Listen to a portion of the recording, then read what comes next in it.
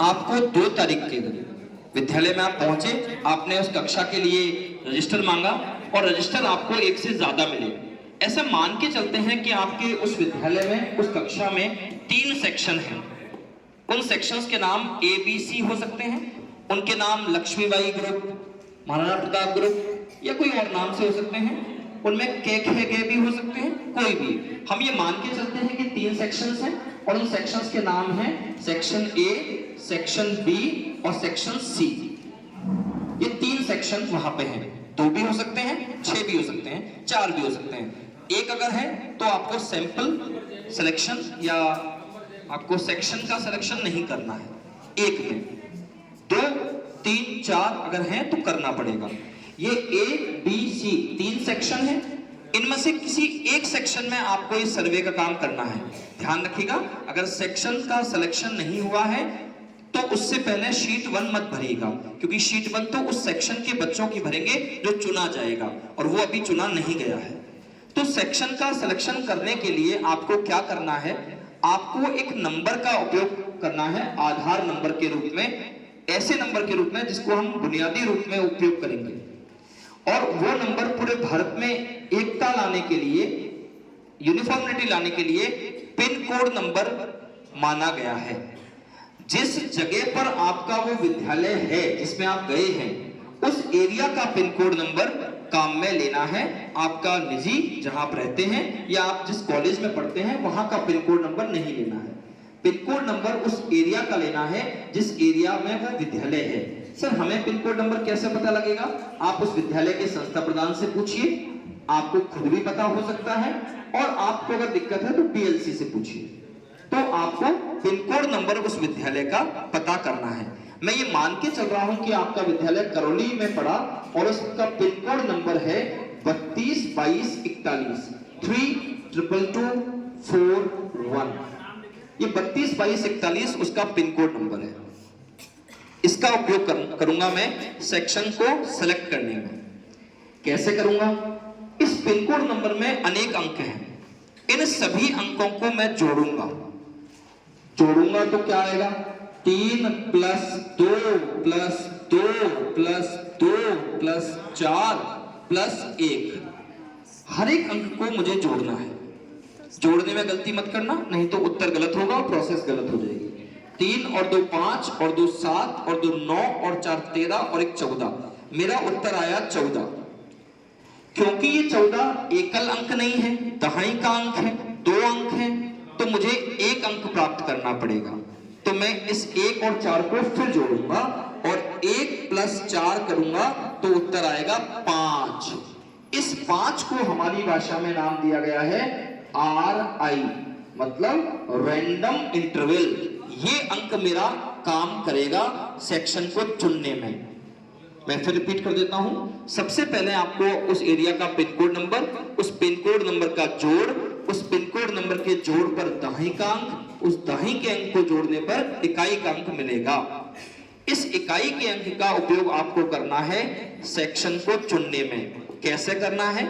आप ये मान लीजिए कि ये 5 आया है तो आपको 5 कदम चलना है। कहां से? पहले सेक्शन से। पहला सेक्शन A है, A से आप पहला कदम चलेंगे तो आप B पर पहुंच जाएंगे। अगर आप B से दूसरा कदम चलेंगे तो आप C पर पहुंच जाएंगे। 2 कदम आप चल लिए हैं। अब C से जब वापस आप लौटेंगे तो ध्यान रखिएगा, आपको B पर नहीं आना है, आपको पहले वाले पर ही पहुंचना है। अधिकतर लोग ये गलती कर देंगे। आपको A पर आना है, क्योंकि A स्टार्टिंग था और C लास्ट था, तो C से कहां आओगे? A पर। आपका कौन सा स्टेप हो गया? तीसरा स्टेप। 3 कदम हो गए। अब आप A पर आ गए। फिर आपके 2 स्टेप बाकी हैं, तो फिर आप A से दोबारा चलेंगे B पर। ये चौथा कदम हो गया।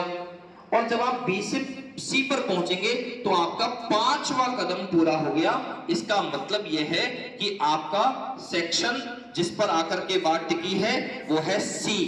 आपका सेक्शन का सिलेक्शन हो गया।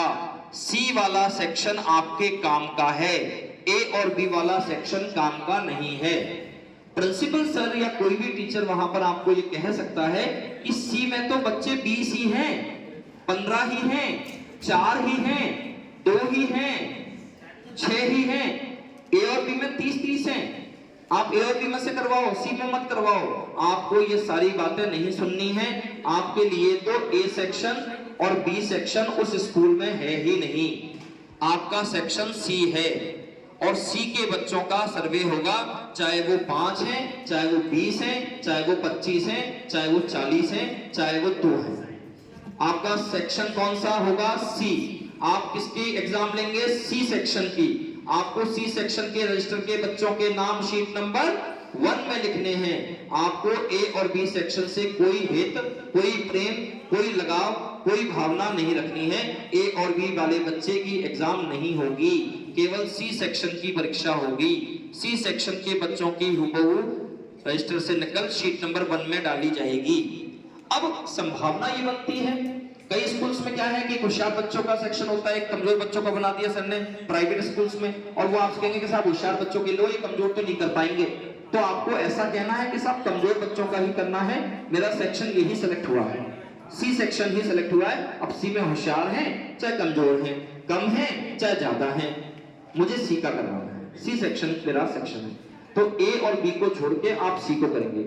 मान लीजिए पिन कोड को जोड़ने में 4 ही आया होता तो मैं बी पर रुक जाता, 3 होता तो मैं ए पर रुक जाता, 2 ही होता तो मैं सी पर रुक जाता, 1 ही होता तो मैं बी पर रुकता। अगर जोड़ मान अच्छा 1 सेक्शन होता तो मुझे जरूरत ही नहीं थी सैंपलिंग की। तो आप समझ गए मेरी बात? सेक्शन का सैंपलिंग सबको समझ में आ गया? सेक्शन का सैंपलिंग करने के लिए कौन सा नंबर उपयोग में लिया जाएगा? पिन कोड नंबर कहां का उपयोग में लेना है? उस स्कूल का, उस एरिया का। पिन कोड नंबर के सारे अंकों को क्या करना है? जोड़ने पर कितने अंक आ सकते हैं? 2.5। उन दोनों अंकों को जोड़ेंगे तो कितना अंक मिलेगा? 1। उस एकल अंक को हमने क्या नाम दिया है? रैंडम इंटरवल, जिसका उपयोग हम करेंगे सेक्शन को चुनने में। अगर वो मान लीजिए 5 आया तो पहला स्टेप ए से रिस्पॉन्ड करिए, ए से, फिर अगला स्टेप सी से, फिर कहां आना है, फिर कहां जाएंगे, और बी के बाद 5वां स्टेप किस पे आकर होगा? सी पर। तो आपका सेक्शन कौन सा होगा? सी सेक्शन आपका सिलेक्ट हुआ है। आपको ए और बी के सेक्शन के बच्चों से या ए और बी सेक्शन से अब कोई मतलब नहीं है। क्या सी में संख्या कम होने पर हम बदल सकते हैं सेक्शन? नहीं। अगर सी में 30 या उससे कम बच्चे हुए तो क्या हम उसकी रैंडम सैंपलिंग बच्चों के लिए करेंगे? नहीं। 30 या 30 से कम होने पर हमें बच्चों की रैंडम सैंपलिंग नहीं करनी है। रैंडम सैंपलिंग बच्चों की कब होगी? जब 30 या 30 से ज्यादा बच्चे हों। अच्छा, इतने बच्चे प्रेजेंट हो कि रजिस्टर में हो? रजिस्टर में हो। रैंडम सैंपलिंग बच्चों की तब करनी है जब उस सेक्शन के रजिस्टर में 30 से ज्यादा बच्चे नामांकित हों। मान लीजिए नामांकित तो 32 हैं, आए 25 हैं, तो आप फोन करेंगे कि साहब रैंडम सैंपलिंग बच्चों की करनी है क्या? भैया नाम 32 के हैं तो करनी है। साहब प्रेजेंट तो 20 ही हैं, तो हम क्या करें? नामांकित बच्चों की होगी रैंडम सैंपलिंग। बच्चों की संख्या की सैंपलिंग अगले स्टेप में होगी जब आपने सेक्शन का कर लिया सिलेक्शन। सेक्शन का सिलेक्शन पिन कोड नंबर के जोड़ से करना है। मेरे हिसाब से आपको सिलेक्शन ऑफ सेक्शन में कोई दिक्कत नहीं होगी, आप आराम से कर लेंगे। ये काम आप कब कर लेंगे? 2 तारीख को। तो 3 को आप पहले से ही फिक्स होकर जाएंगे कि मुझे तो इस सेक्शन से मतलब है, तो 2 तारीख को ये सेक्शन का सैंपलिंग आप कर लेंगे। अब ये मान के चलते हैं कि उस सेक्शन को जिसको आपने चुना, अभी उसका नंबर था सी, उस सेक्शन में कितने बच्चे हैं? उस सेक्शन में आपने नोट किया कि उस सेक्शन में तो 60 बच्चे हैं, या उस सेक्शन में 40 बच्चे हैं, या उसमें 35 बच्चे हैं रजिस्टर में, या उसमें कितने बच्चे हैं? 90 बच्चे हैं, या फिर उसमें 120 बच्चे हैं। जो भी संख्या है हमें उससे कोई दिक्कत नहीं है। तो ऐसी स्थिति में अगर संख्या 30 से ज्यादा है तो आप क्या करने वाले हैं? आप बच्चों की सैंपलिंग, स्टूडेंट की सैंपलिंग भी करेंगे। आप शीट नंबर 1 में अभी नाम नहीं लिखेंगे, या आप ऐसा कर लीजिए, सेक्शन का सिलेक्शन कर दिया तो शीट नंबर 1 में आप नाम तो नोट कर दीजिए। अभी उन बच्चों को हम स्टूडेंट आईडी नहीं देंगे, क्योंकि स्टूडेंट आईडी तो सैंपलिंग के बाद देनी पड़ेगी। आप समझ रहे हैं मेरा काम? सेक्शन का आपने चुनाव कर लिया, सेक्शन का चुनाव करने के बाद अगर उसमें बच्चों की संख्या 30 या उससे कम है तो अपने को कोई दिक्कत नहीं आनी है। अगर उसमें संख्या 30 से ज्यादा है तो फिर बच्चों की सैंपलिंग होगी। अब बच्चों की सैंपलिंग सबसे मुश्किल काम है। मान लेते हैं कि आपने शीट नंबर 1 में लिखा 1 2 3 4 5 6 7 8 9 10 और 11। मैं जगह कम है उधर लिख देता हूँ 11 नंबर 12 नंबर 13 या ऐसे कर देते हैं 10 तक ले लेते हैं, ठीक है। अब आपने ऐसे क्रम लिखा हुआ है, उसमें शीट नंबर 1 में बच्चों के नाम लिखे हुए हैं, रजिस्टर से कॉपी किया। आपके पास कुल बच्चों की संख्या कितनी है रजिस्टर में? 60 है, मान के चल रहे हैं 60। 30 से ज्यादा है कि कम है? ज्यादा है। तो क्या स्टूडेंट का सैंपलिंग करना पड़ेगा? बिल्कुल करना पड़ेगा। 31 पे करना पड़ेगा। 60 तो बहुत बड़ी संख्या। आपको क्या करना है, आपके पास पेपर कितने? 30 अधिकतम। आपको एग्जाम कितने की लेनी है? 30 की मैक्सिमम।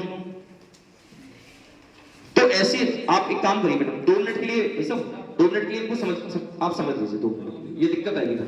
इस कक्षा के लिए बच्चों को या सेक्शन को चुना है, उसमें बच्चों की संख्या है 60, ठीक। अब इन 60 बच्चों में आपको सैंपलिंग करनी है, तो करना क्या है वो समझिएगा। सबसे पहले तो आपने अभी एक नंबर को जोड़ा था जिसका नंबर था पिन कोड नंबर। उसको जोड़ने के बाद आपको अंक मिला 5। कितना? 5। तो ऐसी स्थिति में आपको करना क्या है, उस शीट नंबर 1 में 5वें नंबर का जो बच्चा है उसे आपको स्टूडेंट आईडी जो लास्ट कॉलम में है वो देनी है 1। शुरुआत कहां से हुई? आपको सबसे पहले पिन कोड नंबर को जोड़ने के बाद जो एकल अंक मिला है उस एकल अंक वाले बच्चे को शीट में ढूंढना है। जैसे 5 आया तो 5वें को, 9 आया तो 9वें को, 6 आया तो 6वें को, 2 आया तो दूसरे को। उस बच्चे को ढूंढ के उस बच्चे के सामने स्टूडेंट आईडी या उसके लिए स्टूडेंट नंबर 1 दे दिया आपने। अब पहला बच्चा तो पकड़ में आ गया, इसके आगे कैसे बढ़े?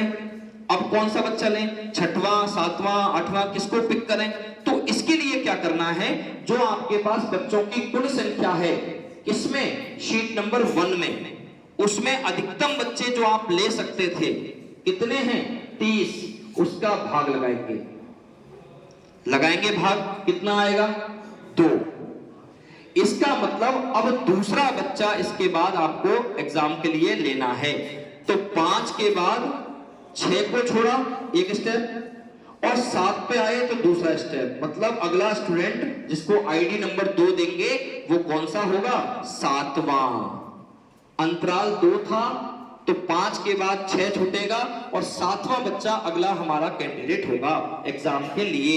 वो बैठेगा एक के बगल में, स्टूडेंट आईडी नंबर 1 के बगल में 7वें नंबर वाला बच्चा, मतलब जिसको 2 नंबर आईडी दिया है हमने, ये आगे हम रोल नंबर टाइप दे रहे हैं कुछ। अब 7 के बाद फिर कौन सा आएगा? 9, फिर कौन सा आएगा? 11, फिर आएगा 13, फिर 15, फिर 17। इस प्रोसेस में जब मैं इस गिनती को आगे बढ़ा रहा था तो मैंने देखा कि 9 नंबर वाला बच्चा लेना था, लेकिन वो तो एब्सेंट है, वो तो आया ही नहीं है। अब अगर वो बच्चा नहीं आया है तो उसके जस्ट आगे वाला स्टूडेंट आपको उसकी जगह ले लेना है। 9वें नंबर का बच्चा नहीं आया तो आपने कौन से नंबर का बच्चा पिक कर लिया? 10वें नंबर का। तो सर मैं 10वें वाले को बिठा दूं वहां पर? बिल्कुल, क्योंकि 9 नंबर एब्सेंट है। लेकिन एक संकट आ जाएगा, आपने जैसे ही 10वें नंबर का बच्चा बिठाया, अब आपसे पूछेंगे कि अगला कौन? तो आप कहेंगे कि 11 को छोड़ के 12। गलती हो गई आपसे, आपने 9वें की जगह बिठाया है 10वां, इसलिए अगला बच्चा तो 11वें नंबर का ही होगा, क्योंकि अंतर तो 9 के बाद 11 भी पहुंचेगा, 11 के बाद 13 पे। तो अगर कोई बच्चा एब्सेंट है तो हमें अगला वाला बच्चा वहां बिठा देना है, साहब उसके अगले आगे वाला भी एब्सेंट हो तो उसके आगे वाला बिठा देना है। लेकिन क्रम हमारा वही रहेगा, क्रम नहीं टूटना चाहिए। क्या ये बात क्लियर हो गई है? एक छोटी सी इश्यू और आ सकता है कि जब आप भाग लगाएंगे तो हो सकता है कि बच्चों की संख्या पॉइंट में आ जाए, मतलब अंतराल हमारा पॉइंट में आ जाए। मान लीजिए इस जगह स्टूडेंट की संख्या हम मान के चलते हैं कि भाई 40 होती, या स्टूडेंट की संख्या 50 होती, या 32 होती, या 34 होती, तो जब आप भाग लगाओगे तो आपको 2 स्थितियां मिल सकती हैं। पॉइंट में उत्तर आएगा, भिन्न में आएगा, पॉइंट्स में उत्तर आएगा। कैलकुलेटर से कर लीजिएगा, घर उसमें घर पे भी कर लीजिएगा, क्योंकि 1 तारीख का 2 तारीख का काम है। तो आपने जैसे ही भाग लगाया किसी भी 30 का या किसी भी संख्या का, तो 2 स्थितियां बन सकती हैं। क्या पहली स्थिति तो ये बन सकती है कि 1.49 तक आपको अंक मिले, 1 से लेकर के 1.49 तक, तो आपको अंतराल 1 मान लेना है। ये तो आपको पता ही है 1.5 से कम है। और अगर वो अंक 1.50 या ऊपर है तो आपका अंतराल कितना मान लेंगे? 2। सिंपल बात है, 1.49 तक तो 1 और 1.50 या उससे ज्यादा पे 2। क्या मेरी बात क्लियर हो गई है? तो अगर मान लीजिए ऊपर वाली स्थिति बनती और 5वें बच्चा होता पहला, तो अगला कौन सा? छठवां। एक अंतराल पे छठवां, अगला ही वाला आ जाएगा। 5 के बाद 6, एक अंतराल पे, और मान लीजिए उसके बाद 7, उसके बाद 8, तो अपना क्रम वहां 1 2 3 4 चलता रहेगा। स्टूडेंट आईडी केवल प्रेजेंट बच्चों की होगी, एब्सेंट की तो नहीं होगी। मान लीजिए 2 का अंतर आता तो 5 के बाद 7, 7 के बाद 9, 9 के बाद 11, और इसी क्रम में आप आगे बढ़ते जाएंगे। आप क्या देखेंगे कि 60 तक गिनती पहुंच गई और बच्चों की संख्या 25 ही आई, जबकि बच्चे 60 हैं। मैंने 25 छांटे, परीक्षा 30 की होनी है। तो इन 1 2 3 4 नंबर के बच्चों की क्या गलती थी? आपको ये क्रम 60 के बाद दोबारा कहां ले आना है? 1 पे। जैसे लास्ट वाला बच्चा मान लीजिए आपका 60 पे था, अंतर कितने का था? 2 का, तो 1 को छोड़ देंगे, 2 को ले लेंगे, 3 को छोड़ देंगे, 4 को ले लेंगे, बढ़ाएंगे आगे इस क्रम को। और कब तक बढ़ाएंगे? जब तक 30 बच्चे ना ले लें। और उन 30 बच्चों को लेने के बाद बाकी बच्चों को कहेंगे बेटा आपका सैंपल में नाम नहीं आया, आप दूसरी कक्षा में जाके बैठे, मुझे इन बच्चों की परीक्षा करवानी है। उन बच्चों की आप स्टूडेंट आईडी दे देंगे, क्रम से बिठा देंगे, पेपर और OMR बांटेंगे और आराम से परीक्षा करवाएंगे। ये एक्सरसाइज आपको 2 तारीख को ही कर लेनी है। और मैं तो आपसे ये भी कहूंगा कि इस एक्सरसाइज को करने के बाद वहां उस स्कूल में उन बच्चों को ये कह दे, या उन बच्चों के टीचर को कह दे, स्कूल में कह दे कि साहब ये बच्चे तो अनिवार्यतः आने चाहिए।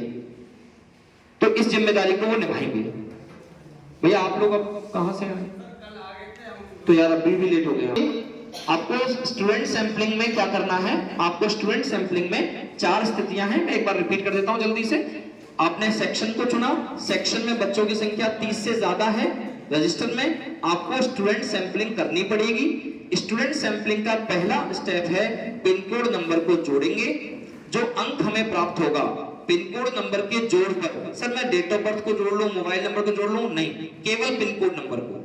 आपने पिन कोड नंबर जोड़ा, आपका उत्तर आया 4, तो ध्यान रखिएगा चौथा बच्चा स्टूडेंट नंबर 1 है। फिर उसके बाद अंतराल चाहिए, तो अंतराल कैसे निकलेगा? स्टूडेंट इंटरवल कैसे निकलेगा? अंतराल निकालने के लिए कुल संख्या में 30 का भाग लगाना है, भाग 30 का ही लगेगा। भाग लगाने पर या तो पूर्ण संख्या आएगी या भिन्न में आएगा। पूर्ण संख्या आई तो उतने का अंतर लेके चलेंगे आगे।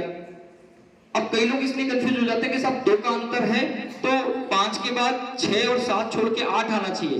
2 का अंतर मतलब है दूसरा बच्चा, 1 को छोड़ के आगे वाला, 2 अंतर करना है, मतलब 5 तो आ गया, 6 को छोड़ के 7 वाला लेना है। तो ऐसे 2 कदम चलना है, ये मान लिया। अच्छा, स्थिति ये है कि अगर आप वो भिन्न में आया तो 1.49 या उससे कम है तो अंतराल 1 माना जाएगा, और 1.50 या ऊपर है, 1.50 भी है तो अंतराल 2 माना जाएगा। उसको आप उपयोग में लेंगे। इस तरह से आपकी रैंडम सैंपलिंग, आपका सिलेक्शन ऑफ सेक्शन, ये सारे काम इत्मीनान से हो जाएंगे। मेरे हिसाब से इस पूरी प्रक्रिया में आपको कोई दिक्कत नहीं आएगी, क्योंकि इसको आप 2 तारीख को करेंगे, एक दिन प्रूव करेंगे। कोई दिक्कत आती है आप हमें फोन करिए, पूछ लीजिए, आप खुद संतुष्ट हो जाइए, क्योंकि अगले दिन गलती की गुंजाइश नहीं है। शीट नंबर 1 को भरने से पहले आप पूरी तरह संतुष्ट हो जाएं कि सेक्शन सही है, बच्चों का आपने कर लिया। अच्छा, ये बच्चे आपको 3 को बिठाने हैं तो आपको स्टूडेंट आईडी 2 को नहीं देनी है। 2 को अगर आपने स्टूडेंट आईडी दे दी और 3 को बच्चा नहीं आया तो आप फंस जाएंगे। इसलिए आप इस काम को स्टूडेंट आईडी को 3 को दे देंगे। बच्चों के नाम भले आप लिख लें 2 को, सेक्शन आप चुन लें 2 को, एक रफ वर्क कर ले अपनी रजिस्टर में, कॉपी में 2 को, और आप पहले 2 को तैयार करके आए। लेकिन मान लीजिए वो बच्चा नहीं आ रहा है, 3 को वो बच्चा नहीं आया, वो आपके कंट्रोल में नहीं है, नहीं आएगा, नहीं आएगा, हमने टीचर को बोला है, प्रिंसिपल को बोला है, लेकिन नहीं आए, तो ऐसी स्थिति में आपका स्टूडेंट आईडी का क्रम गड़बड़ हो जाएगा। तो ये काम आप 3 को करेंगे, कौन सा? स्टूडेंट आईडी देने का, और बाकी सारे काम आप 2 को कर देंगे। रैंडम सैंपलिंग मेरे हिसाब से आपको क्लियर हो गई होगी। आप एक बार आपकी शीट में भी एक एग्जांपल दे रखा है, उसको भी पढ़ें। वीडियो मैंने बनवाई है, ये मैं आपको शेयर कर दूंगा, और भी मैं आपको चीजें भेजूंगा। लेकिन एक काम आपको करना है, इसको संजीदगी से एक बार अकेले बैठ करके देखना है, उसके बाद ये क्लियर हो जाएगा। अगर सेक्शन एक ही है, बच्चे 30 से कम हैं, तो आपको किसी प्रकार के रैंडम सैंपलिंग की जरूरत नहीं पड़ेगी। लेकिन 30 बच्चे प्रेजेंट एब्सेंट नहीं, नामांकित होने चाहिए। नाम में अगर 30 से कम है और 30 है तो कोई दिक्कत नहीं, नाम में अगर 31 भी है तो आपको सैंपलिंग करनी पड़ेगी। तो ये रैंडम सैंपलिंग हो गया। इससे पहले मैंने आपको बिठाने की प्रोसेस और पूरी जो इसकी तैयारी थी वो मैंने आपको बहुत अच्छे से एक्सप्लेन करने की कोशिश करी है। फिर भी अगर कोई कमी रह गई है तो अगला बैच रहेगा, और उससे पहले आप लोग एक बार टेस्ट पेपर भी देंगे, और इसकी पीपीटी वगैरह मटेरियल आपको खूब दिया जाएगा। 4 दिन आपको इसी तैयारी के लिए रहेंगे, ठीक है। अब कैसे पैकिंग होगी, फील्ड नोट्स कैसे भरा जाएगा, केवल 15 मिनट का वो एक सीक्वेंस है, 15-20 मिनट में सर आपको एक बार बता देंगे। फिर आपको एक बार दीपक जी इंस्ट्रक्शंस बताएंगे कि कैसे कैसे आपको बाकी चीजें और हेल्प करनी है, या फिर मनीष